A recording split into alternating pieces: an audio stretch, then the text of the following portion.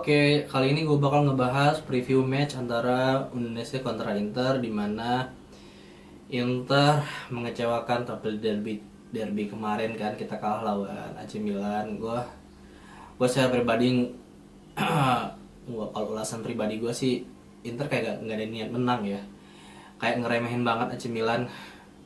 Gokil Inter aja, udah ngerasa gede apa, udah merasa jago apa. Inter tuh belum di level harus bisa sombong, belum kayak siapa ya, belum kayak City lah bisa sombong lawan tim-tim kecil. Rotasi pemain belum bisa Inter. Pemain lapis kedua Inter tuh ya bagus di antara tim-tim Serie A, tapi ya belum bisa ya, apa ya gue bilang, belum bisa maksimal. Gue bilang masih perlu waktu untuk dua tim pemain pelapis atau pemain utama sama-sama jago tuh. Inter belum level itu. Ya lupain lah derby, kita udah sekarang bakal ngebahas Udinese kontra Inter. Udinese dalam 5 pertandingan terakhir mereka di kandang tidak pernah kalah, boy. Sejak musim lalu sampai musim ini mereka bermain di Blue Energy Stadium, belum pernah mereka kalah satupun. Bahkan mereka menahan imbang Napoli, kalau nggak salah, benar, menahan imbang Napoli, kemudian mengalahkan Lazio pada awal musim ini. Indonesia cukup tampilnya mengesankan ya awal kampanye musim ini dengan menghasilkan berapa poin mereka sejauh ini. Mereka menghasilkan 10 poin, lebih banyak dari Inter dengan 3 kemenangan, 1 imbang, 1 kalah. Kekalahan mereka baru terjadi pekan lalu di Olimpico Stadium lawan AS Roma dengan skor 3-0. Jelas mereka mencari arah untuk kembali menang atau setidaknya mencuri poin melawan tim besar seperti Inter. Inter sendiri ada rekor buruknya, yaitu belum pernah menang sejak Mei 2024 ketika bermain di laga tandang. Imbang kontra Monza, imbang kontra Genoa, terus terakhir tuh kalau nggak salah di musim lalu tuh imbang kontra Bologna atau siapa, gue lupa. Nah, Inter sendiri jelas pengen bangkit setelah derby kan, derby yang nggak jelas kayak permainan kayak gimana, pemain inti tiga gelandang diganti, anjir nggak jelas banget sebenarnya Inzaghi. Dan sekarang Inter harus mencari momentum untuk kembali ke jalur kemenangan, karena bukan gimana kita lihat para pesaing itu kayak AC Milan sekarang udah dapat momentum di derby, bahkan mereka dapat momentumnya dan barusan mereka menang kontra Lecce 3-0. Kemudian kayak Napoli, Juventus sudah dalam track yang benar kan sejak awal musim, walaupun Napoli sempat kalah di pertandingan pertama. Ya Inter harus segera bangkit sih, harus segera sadar bahwa mereka nggak sekuat itu sebenarnya. Jadi mereka harus bersatu kembali untuk meraih kemenangan bersama. Untuk perkiraan pemain, gue lihat dari Sky Sport Italia, di mana pemain yang Indonesia bakal menerapkan 3-4-1-2, 3-4-2-1, di mana Okoye akan menjadi palang pintu utama mereka, salah satu kiper yang dikaitkan dengan Inter pada bursa transfer terakhir. Ada juga Jaga Bijol yang katanya bakal dipantau oleh pencari bakat Inter, di mana dia bermain juga impresif di Euro kemarin. Dia menjadi back tengah di antara 3 back sejajar yang diterapin oleh pelatih. Ini bagus nih pelatihnya, dari Jerman, Costa Runjek.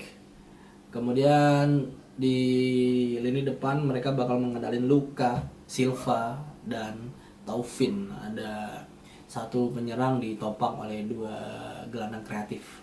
Sementara Inter bakal nerapin formasi yang ya formasi taktisnya si Simone Inzaghi seperti biasa, 3-5-2. Sommer di kiper, 3 belakang.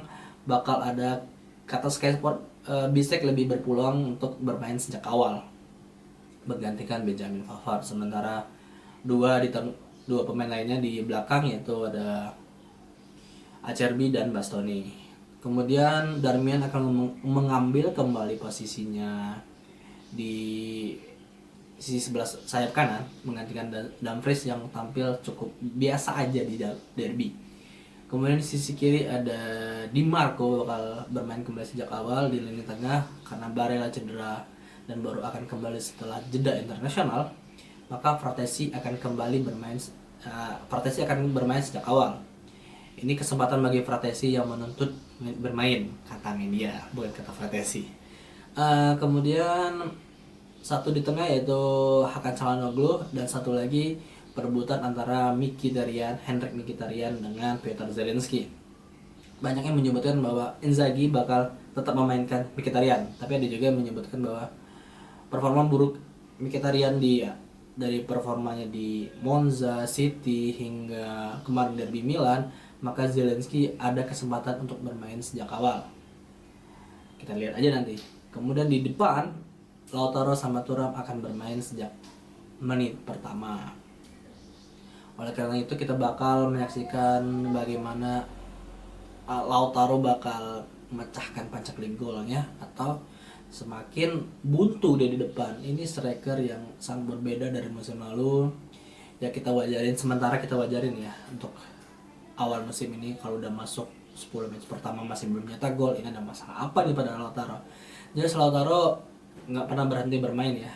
Dia bermain Copa setelah jeda internasional kemarin terakhir, terus pulangnya dia ngekat atau motong liburannya buat latihan bersama tim segera, tapi ini malah justru banyak yang bilang ngebuat fisik Lautaro tuh jadi nggak fit, nggak bugar. Oleh karena itu Inzaghi sendiri pengen apa sih? Pengen mengebalikin performanya Lautaro. Lautaro sendiri sudah minta buat menambah sesi latihannya secara pribadi. Kita bakal lihat gimana hasilnya nanti antara Indonesia kontra Inter nanti malam jam 8 malam.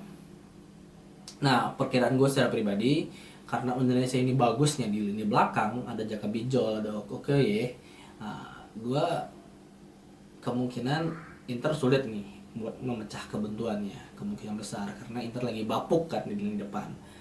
Sementara Indonesia juga jelek di lini depannya, yang bagus itu di tengahnya kan, sama kayak Inter.